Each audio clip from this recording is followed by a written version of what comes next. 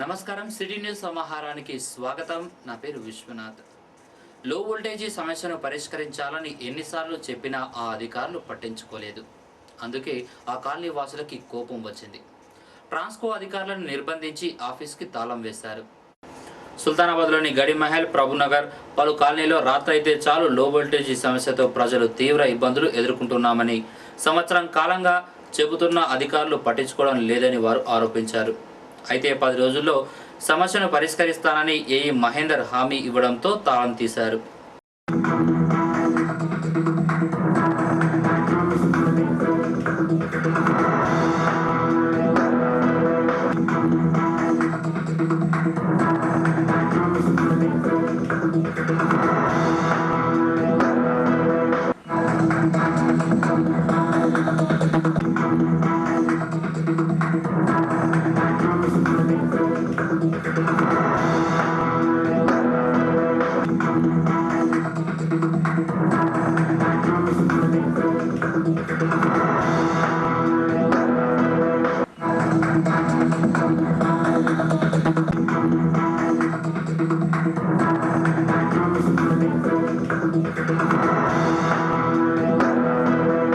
మహల్ మరియు ప్రభునగర్, గౌడవీధి, బెస్తవాడ ఈ ఏరియాలలో రాత్రి అయిందంటే కరెంటు పోవడానికి కొరకు ఎదురు చూడే పరిస్థితులు ఏర్పడ్డాయి.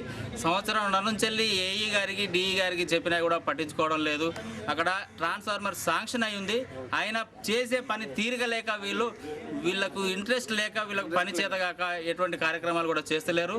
రాత్రి అయిందంటే చాలు కరెంటు పోతుంది. అక్కడ ఎన్నిసార్లు మేము అధికారులకు విన్నవించినా కూడా వాళ్ళు పట్టించుకునే ధోరణి లేరు. ఇవాళ చెప్తే రేపు చెప్తే ఎల్లుండి చెప్తే అవతల ఎల్లుండి అన్నారు.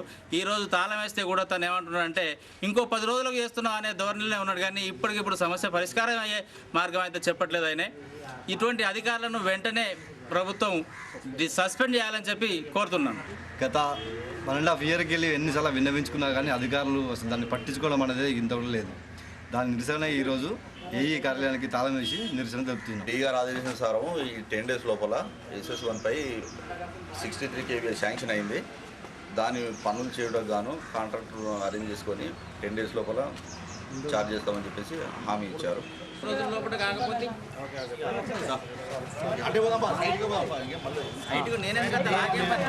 సుల్తానాబాద్ ఐకేపీ ఆఫీస్లో నిరుద్యోగ యువతీ యువకులకు శిక్షణ, ఉపాధి కార్యక్రమాల కోసం ఎంపిక జరిగింది. 35 మందిని ఎంపిక చేశారు. ఆగస్టు 15న 72 సంఘాలకు ఐకేపీ ఆధ్వర్యంలో రుణాలు పంపిణీ చేస్తున్నట్లు ఐకేపీ ఏపీఎం వెంకటరమణ చెప్పారు.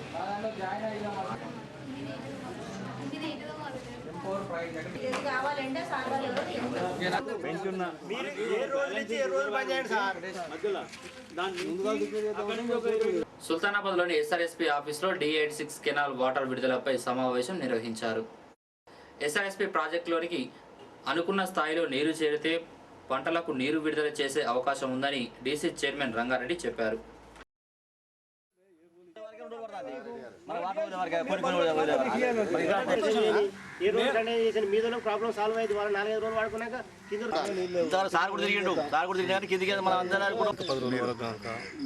కెనాల్ వాటర్ దాకా 70 TMC నీళ్ళు వచ్చినట్టు ఉంటే ఇప్పుడు ఈ పంటలు తీసుకుంటా ఉంటాం. ఒకవేళ 55-60 TMC వచ్చినట్టు ఉంటే సెకండ్ క్రాప్ వరకు తీసుకుంటాం. మధ్యలో కూడా 3-4 సార్లు పత్తులకు ఇద్దామని చెప్పి మేము అందరం చైర్మన్లు, అధికారులు గిట్ట అందరం అనుకోవడం జరుగుతున్నది. సుల్తానాబాద్ ప్రభుత్వ ఆసుపత్రి శిథిలావస్థకు చేరింది. రోగులు అవస్థలు పడుతున్నారని ఎమ్మెల్యే విజయరమణారావు జిల్లా వైద్యాధికారి దృష్టికి తీసుకెళ్లారు. దీంతో జిల్లా వైద్యాధికారి నాగేశ్వరరావు ఆసుపత్రిని పరిశీలించారు. హాస్పిటల్ షెటర్స్లో తాత్కాలిక వైద్య పరీక్షలు చేయాలని సూచించారు. ఈ కార్యక్రమంలో టీడీపీ నేతలు పాల్గొన్నారు.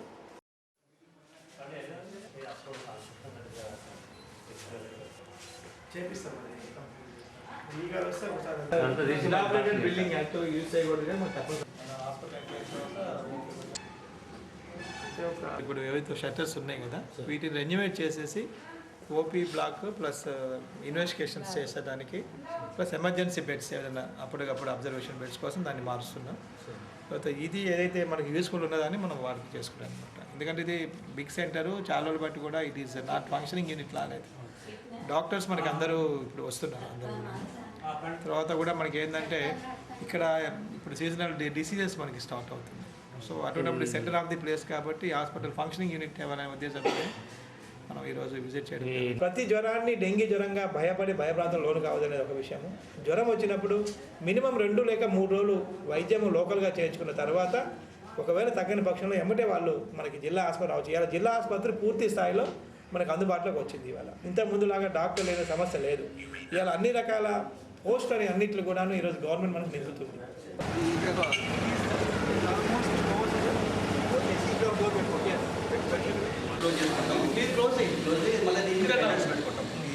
వాటికి మాత్రం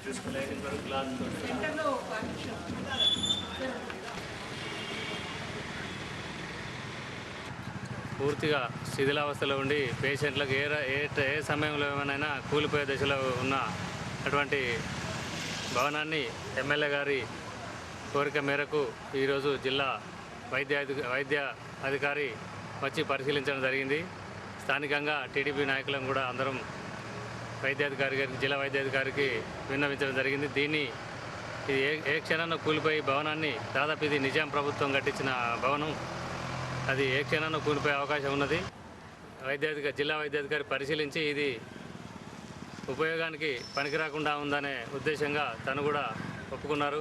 దీన్ని కొత్త ప్రపోజల్ దాదాపు ఇప్పుడు 30 పడకల ఆసుపత్రిగా అనుకుంటున్నారు. దాన్ని 50 పడకల ఆసుపత్రిగా ఎస్టిమేట్ చేసి ప్రభుత్వం ద్వారా నూతన భవనాన్ని నిర్మించి దీనిలో ఇక్కడి ప్రజలకు అందుబాటులోకి తీసుకురావాలని. సుల్తానాబాద్లో పోలీసుల ఆధ్వర్యంలో విద్యార్థులకు ప్రజలతో పోలీసుల సంబంధాలు అనే అంశంపై వ్యాసరచన పోటీలు నిర్వహించారు.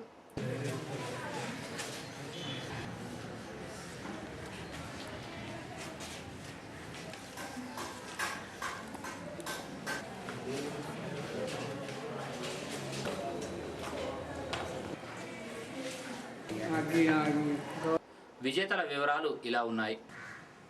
ఆగస్ట్ 15th సందర్భంగా సుల్తానాబాద్ పోలీస్ ఆధ్వర్యంలో పోలీసులతో ప్రజల సంబంధాలు అనే అంశంపై నిన్న 13/8/2012 నాడు నిర్వహించినటువంటి వ్యాసరచన పోటీల విజేతల వివరాలు ఈరోజు వెల్లడించడం జరుగుతుంది. ఇందులో మొదటగా హై స్కూల్ విద్యార్థుల విభాగంలో ఇంగ్లీష్ మీడియం విభాగంలో ఫస్ట్ ప్రైజ్ చేసి code number 26 T Amulya 9th standard saint Mary's high school. Second prize code number 24 G Sai Praneeth 9th standard Vivekananda high school. Third prize code number 77 N Arundhati 10th standard Vignan high school. And consolation prize వస్తూ code number 34 D Lavanya 7th class Kerala model school. అలాగే high school విభాగం తెలుగు మీడియంలో first prize code number 42 G Sindhuja 10th class Vignan high school. And second prize code number 62 A Sridhar 10th class Harsha high school. Third prize code number 6 N Priyanka 9th class Srivani high school. First consolation prize code number 100 P Rachana 9th class ZPHS Pusala.